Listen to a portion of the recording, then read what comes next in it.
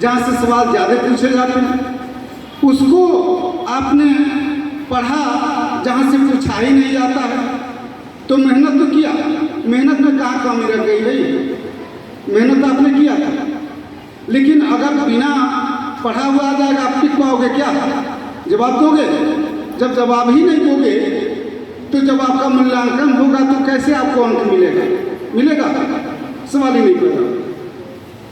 तो सबसे पहले क्या करना है? अपना लक्ष्य निर्धारित करना है, फिर उसके अनुसार आपको उसका पाठ्यक्रम रखना है, फिर अध्ययन सामग्री रखना है, और फिर लास्ट ईयर के आए हुए प्री और मेंस के क्वेश्चन रखना है, ताकि आप निर्धारित कर सको कि क्या पढ़ना और क्या नहीं पढ़ना।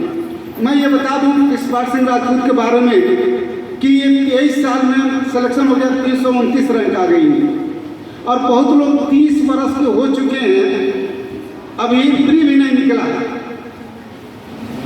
ठीक है ना?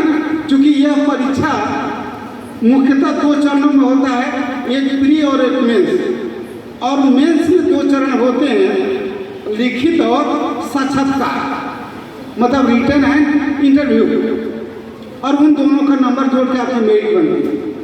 तो क्यों भाई, पढ़ाई तो भी कर रहे हैं ना, उनके लिए भी तो दिन रात, लेकिन उन लोगों ने केवल मेहनत किया, रणनीतियों पर ध्यान नहीं दिया, इसलिए वो 30 वर्ष की उम्र में भी अभी तैयारी करने में लगे हुए। और ये लड़का 23 साल में सिलेक्शन लेकर ट्रेनिंग ले रहा है, तो कुछ तो अंतर रहा होगा ना। फिर एक नज़र डालिए सबसे पहले APJ कलाम पे, उधर से चलते हैं, ठीक है ना। उनकी बात को कहीं न कहीं आंशिक रूप से सर ने भी कहा, और मैं आपका ध्यान आकर्षित करूंगा। उन्होंने कहा था कि ये तो कहा ही था कि सपने हमेशा ऊंचे देते,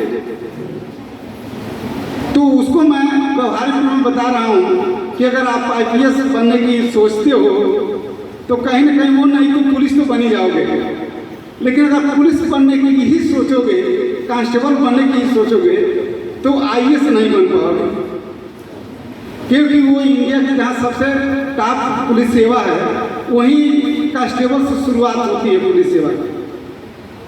तो कहाँ संभव है भाई? 1000 में 100 शामिल है, लेकिन 100 में 1000 शामिल नहीं है। अच्छा, दूसरा चीज उन्होंने क्या कहा कि सपने वे नहीं होते हैं जो सोने के बाद आते हैं, सपने वे हैं जो सोने ही नहीं देते।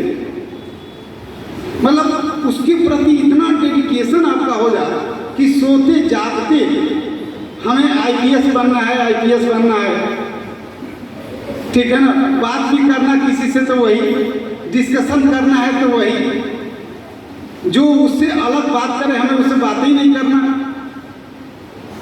तो जब इतना डेडिकेशन दिखाओगे तब यशपाल सिंह राजपूत की श्रेणी में आओगे। अदरवाइज जो 30 वर्ष वाले हैं ना, मेरे साथ कभी चलना प्रयागराज में या इलाहाबाद में मैं दिखा दूँ, 35 साल 40 साल के लोग हो गए और बेकार बैठे हैं, तैयारी किए जा रहे हैं, 20 साल हो गया उनको तैयारी कर।